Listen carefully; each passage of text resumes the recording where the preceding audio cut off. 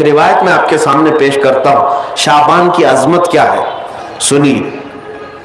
اس میں جو روایت ہے تفسیر ساوی میں فرماتے ہیں کہ رسول کریم صلی اللہ علیہ وسلم 13 شعبان کی رات کو کھڑے ہوئے، اور یہ مہینہ اسی لیے زیادہ افضل بھی ہے کہ یہ مہینہ میرے مصطفیٰ کا مہینہ ہے، اور یہ سرکار غوث پاک رضی اللہ تعالیٰ عنہ کا فرمان غنیت الطالبین میں ہے کہ شعبان کا مہینہ رسول اللہ کا مہینہ ہے، کثرت سے اس میں اپنے رسول کو یاد کرو۔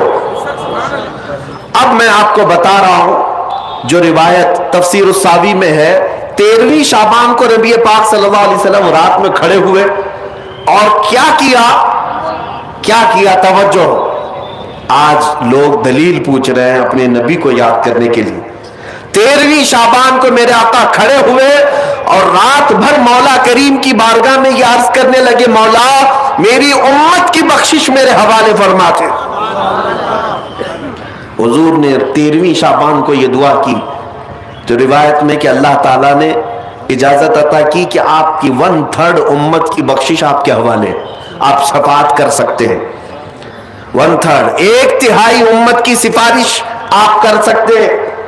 14ویں رات کو پھر میرے آقا صلی اللہ علیہ وسلم کھڑے ہوئے، رات بھر عرض کرنے لگے، مولا میری امت کی شفاعت میرے حوالے کر دے، ان کی بخشش میرے حوالے کر دے۔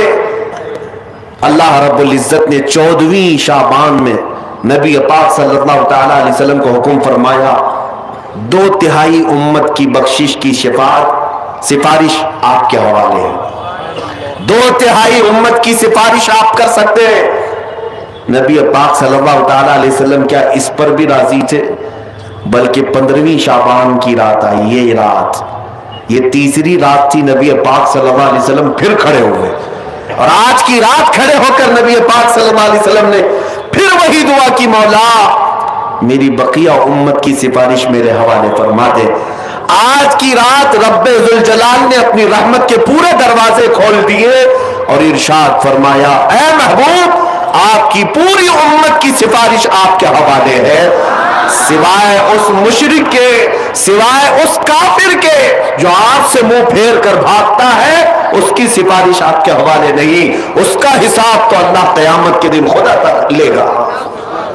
آج کی رات میرے عزیزوں، میرے نبی پاک صلی اللہ تعالی علیہ وسلم کو مکمل شفاعت کرنے کا اختیار دیا گیا ہے، پوری امت کی شفاعت، پوری امت کی شفاعت۔ شفاعت کا مطلب کیا ہے؟ اللہ کی بارگاہ میں سفارش کریں گے، سفارش کریں گے۔ بخشنا تو مولا کا ہی کام ہے، مغفرت تو رب تعالیٰ کی شان ہے۔ اب سنیے، حضرت عبداللہ ابن عباس رضی اللہ تعالیٰ عنہ سے منقول جو حدیث میں نے آپ کو بتائی، 5 راتیں جو دعاؤں کی قبولیت کی ہیں، اسی طرح آپ سے ایک اور روایت ہے، آپ نے فرمایا کہ آج کی رات اللہ تبارک و تعالی اتنے لوگوں کو معاف فرماتا ہے، یہ ترمذی کی حدیث ہے، اتنے لوگوں کو معاف فرماتا ہے کہ بنو کلب ایک قبیلہ تھا جس کی بکریوں کے بال ہیں، اتنے لوگوں کو اللہ جہنم سے آزاد فرماتا ہے۔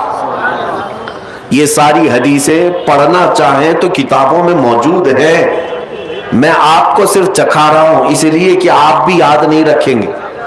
الحمدللہ یہاں پر سنیوں کا مجمع ہے اور اکثر ہمارا معمول یہی ہے، ہمارا تو معمول یہی ہے، بہت سارے لوگ، ہم اپنوں میں یہ نہیں کہتے کہ جو لوگ یہ کہتے ہیں میلاد کہاں سے ثابت ہے، شب برات کہاں سے ثابت ہے، شب قدر کہاں سے ثابت ہے، تو ہم تو صرف پہلے لفظوں میں صرف اتنا ہی کہتے ہیں، یہ تو صرف سنیوں کی قسمت سے ثابت ہے، یہ ہماری قسمت میں لکھا ہوا ہے، یہ ہماری قسمت میں لکھا ہوا ہے کہ اللہ تبارک و تعالیٰ یہ موقع عطا فرماتا ہے گاہے بگاہے اور بندے اس کو یاد کر لیتے ہیں۔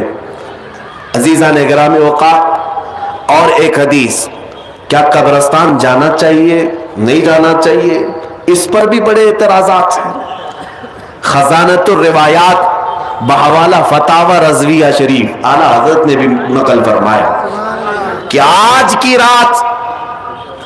رات روحیں تمہارے گھروں میں آتی ہیں، قبروں پر جتنے بھی आराम कर रहे हैं, उनकी रूहें तुम्हारे घरों पर आती हैं, और जो घर में जिक्र अज़कार हो, इबादत हो और उन्हें इसाल किया जाता है, वो लेकर कब्रिस्तान वापस जाती हैं और अपने पड़ोस में फख्र करती हैं कि मेरे घर वालों ने मुझे ये दिया, मेरे घर वालों ने मुझे ये तोहफे दिए। आज की रात रूहों के ईद की भी रात है, लेकिन वो रूहें जिनके घर वाले उन्हें कुछ नहीं देते, वापस कब्रिस्तान जाते हुए ये कहते हुए जाती हैं, अल्लाह तुम्हारा इससे भी बुरा हाल करे। वो उन्हीं लोगों को कोस कर जाती होंगी जो दलील बार बार पूछते रहते हैं। अल्हम्दुलिल्लाह हर सुन्नी 2 रकात नफिल तो आज पढ़ता ही है, कब्रिस्तान से गुजरते हुए सलाम तो करता ही है। हम अपने बुजुर्गों को भूलने वालों में से नहीं है, जिनको बार बार दलीलों की जरूरत है, उनकी रूहें आकर कोस कर जाती होंगी।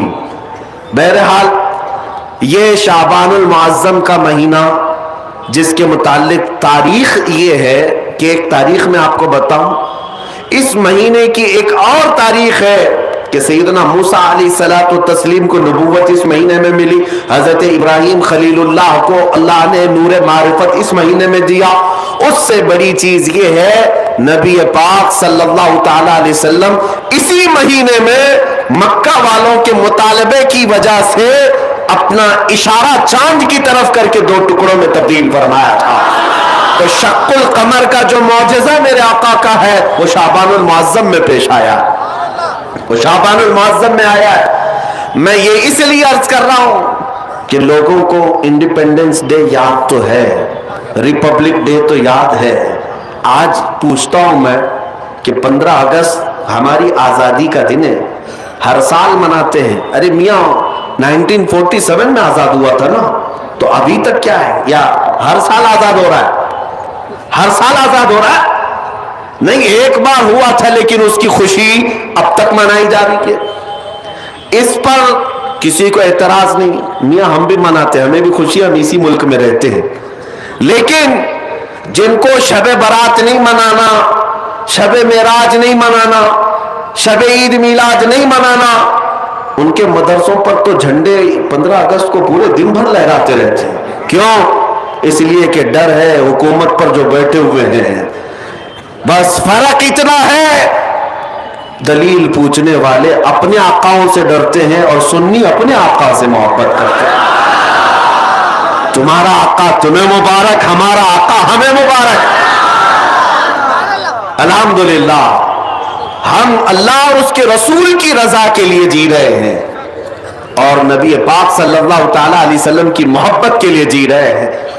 इकबाल ने सच कहा था, डॉक्टर इकबाल ने, हमें करनी है शहंशाह बतहा की रजा जोई, हमें करनी है शहंशाह बतहा की रजा जोई। वो अपने हो गए तो रहमते परवरदिगार अपनी, वो अपने हो गए तो रहमते परवरदिगार